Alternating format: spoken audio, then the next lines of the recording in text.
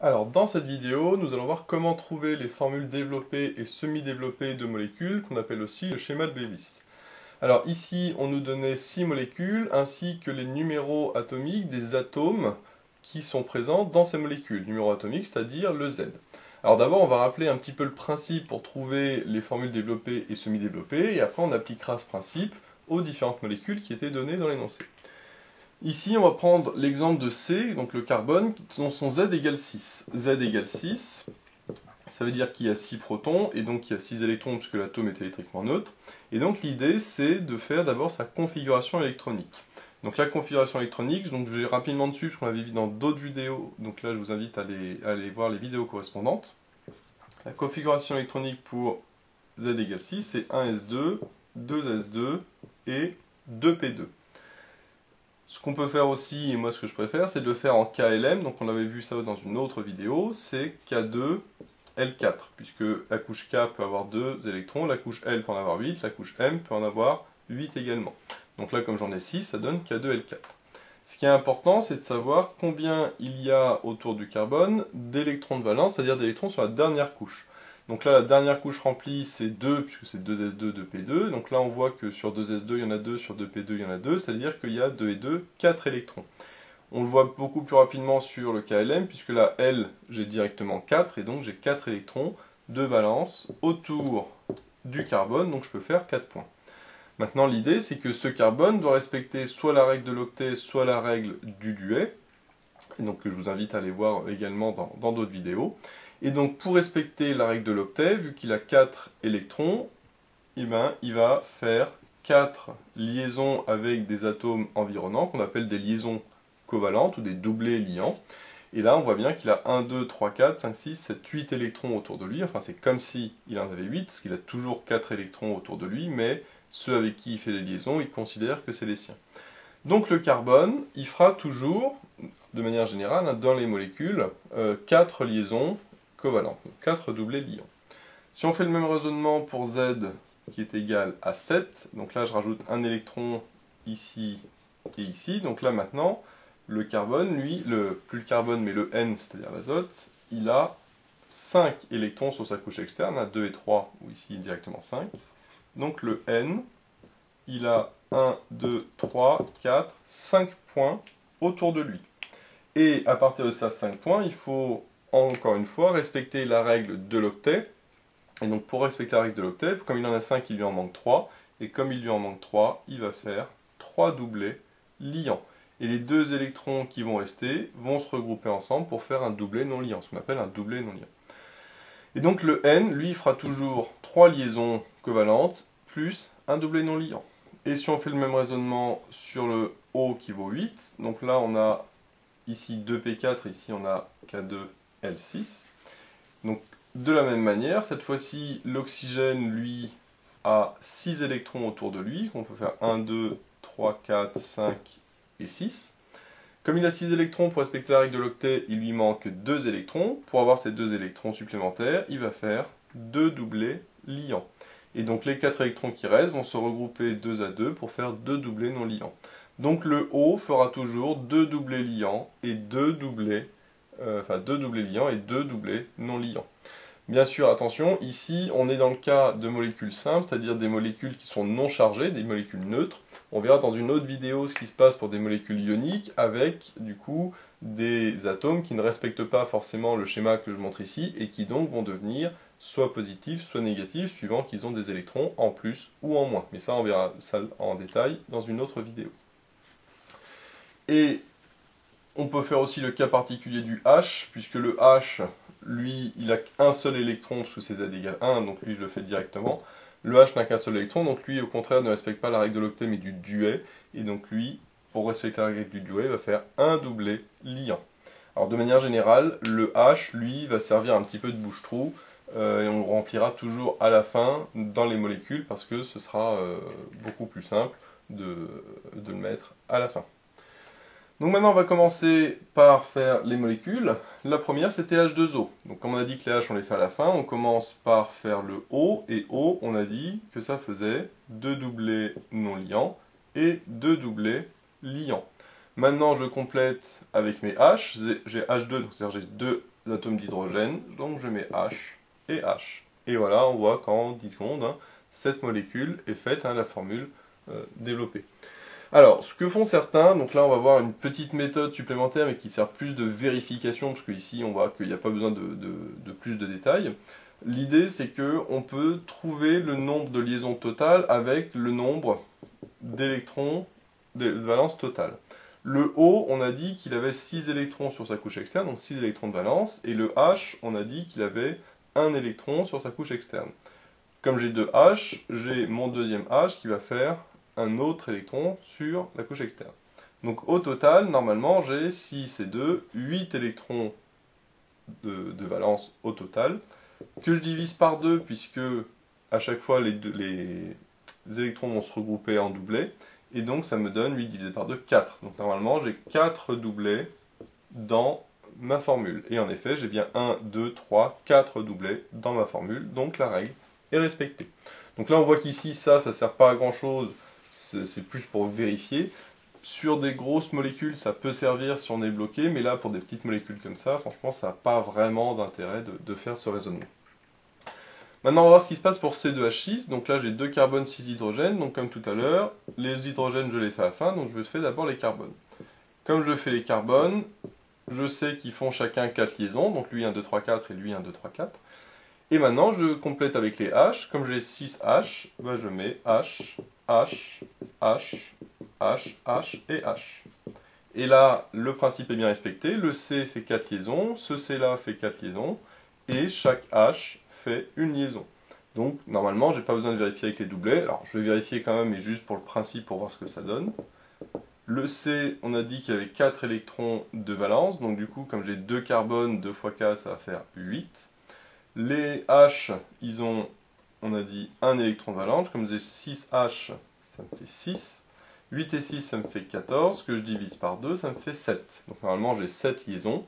1, 2, 3, 4, 5, 6 et 7. Donc, le principe est bien respecté. Maintenant, ce qu'on peut voir aussi, c'est ce qu'on appelle la formule semi-développée. En fait, l'idée, c'est que toutes liaisons H, on ne les écrit pas, on les met directement avec l'atome qui les porte. Donc là, ce C comporte 3 H, donc il se contracte, entre guillemets, en CH3. Ce C-là aussi comporte 3 H, donc on écrit aussi comme ça, CH3. Donc ça, c'est la formule semi-développée où on n'écrit pas toutes les liaisons entre les H, avec les H. Alors bien sûr, j'ai écrit CH3, je peux écrire H3C, parce que sinon on peut confondre que la liaison est entre le C et le H. Évidemment, la liaison est toujours entre le C et le C, mais on peut très bien écrire un H3C-CH3, c'est pas un problème. Le troisième exemple est légèrement plus compliqué, parce qu'on a C2H4. Donc si on fait le même raisonnement, C2, j'ai comme ça mes 2 carbones, et je complète avec mes 4 H, donc je peux me dire, je vais faire H, H, H et H. Et là j'ai un souci, puisque j'ai des doublets qui tombent dans le vide. Donc là c'est pas bon, donc il y a une petite astuce qui est de ne pas mettre ce H là, mais de mettre ce H ici. Alors j'ai toujours mes 2 doublets qui tombent dans le vide, mais je peux très bien faire, non pas une liaison simple, mais une liaison double, entre mes 2 carbones. Et là, si je regarde, mon carbone fait 1, 2, 3, 4 liaisons, celui-là fait 1, 2, 3, 4 liaisons, et chaque H fait une liaison. Donc le principe est bien respecté, hein, le principe du nombre de liaisons pour chaque atome. Alors on peut vérifier rapidement avec le petit raisonnement sur le côté. Le carbone fait à 4 électrons, donc 2 fois 4, ça fait 8 électrons. Les H en ont chacun 1, donc 4 fois 1, ça fait 4. Donc en tout, ça me fait 12 électrons que je divise par 2, ce qui me fait 6. Donc normalement, j'ai 6 liaisons. 1, 2, 3, 4, 5, 6. Voilà, le principe est respecté. Donc on voit vraiment que ici, ce petit raisonnement est vraiment pure vérification, mais certains professeurs veulent absolument avoir ce petit raisonnement avant d'écrire la molécule. Ici, ça n'a pas beaucoup d'intérêt. Bien sûr, je ne l'ai pas écrit, mais la formule du coup semi-développée de la molécule C2H4, c'est CH2-SH2 parce que chaque carbone est relié à 2 liaisons, à deux hydrogènes. Un exemple un petit peu différent, CH3NH2. Donc là, les H, comme on les fait à la fin, on met d'abord le carbone et l'atome N d'azote qu'on relie entre eux. Le carbone fait 4 liaisons, pardon. Le N fait 3 liaisons avec un doublet non liant. Et après, je complète avec les H. Combien j'ai de H? Là, j'en ai 3, là, j'en ai 2. Donc, j'écris H, H, H, H, H, puisque en tout, j'en ai 3 et 2, 5. Et là, j'en ai bien 1, 2, 3, 4 et 5. Et là, je peux vérifier que le carbone fait bien 4 liaisons. Le N en fait 3 avec un doublet non liant. Chaque H en fait 1. Donc, le petit raisonnement sur le côté, j'ai pas besoin de le faire. Hein. Sachant qu'ici, il y avait une petite aide, dans le sens où on ne mettait pas CnH5, qui est la formule brute, qui paraît que ça, hein, mais on mettait CH3NH2, donc sous-entendu qu'il y a 3 H reliés au carbone et 2 H reliés à l'atome N d'azote. Donc on voit ici, hein, même sur des molécules avec plus d'atomes, il n'y a pas forcément besoin de faire le petit raisonnement avec les doublés sur le côté. Ensuite, on a CH2, Cl2. Alors, le Cl, on n'a pas encore vu, donc on va voir ce que ça donne. Avec la configuration électronique, donc je vais directement faire KLM parce que c'est plus simple, ça fait K2, L8, M7. Donc on voit que sur la couche externe, il y a 7 électrons de valence. Donc 1, 2, 3, 4, 5, 6, 7. Donc il lui manque un électron pour respecter la règle de l'octet. Donc il va faire une liaison. Et les autres vont se relier 2 à 2 en doublé non liant. Alors le Cl, on voit que c'est un peu comme le H qui fait un doublé non liant, sauf que contrairement au H, il a 3 doublés non liants. En fait, l'idée, c'est que le Cl, c'est dans le tableau périodique un halogène, puisqu'il est dans l'avant-dernière colonne, et tous ceux qui sont dans l'avant-dernière colonne sont de ce style-là, c'est-à-dire avec 3 doublés non liants et un doublé liant. Donc le fluor, par exemple, donc le F, qui est un autre halogène, ce sera pareil, ce sera quelque chose de ce style-là. Le brome, qui est aussi un halogène, sera également comme ça, donc avec 3 doublés non liants et un doublé liant. Donc tous les halogènes, hein, F, Cl, Br, I, AT, etc., seront de ce style-là. Donc là, je vais tout simplement faire CH2, Cl2. Donc je vais d'abord mettre le carbone qui est relié à 4 atomes.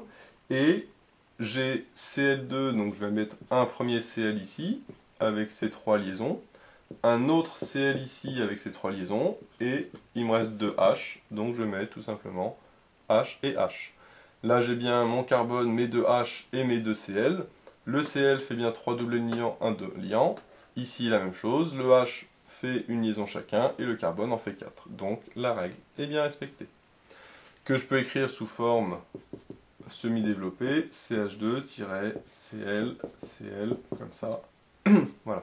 Pour l'instant, je ne m'attache pas trop à la géométrie, ça on verra dans d'autres vidéos, hein, ce qu'on appelle la géométrie VSEPR, c'est-à-dire est-ce que le Cl est au-dessus, à gauche, etc. Est-ce que c'est droit, est-ce que c'est courbé ou autre, coudé.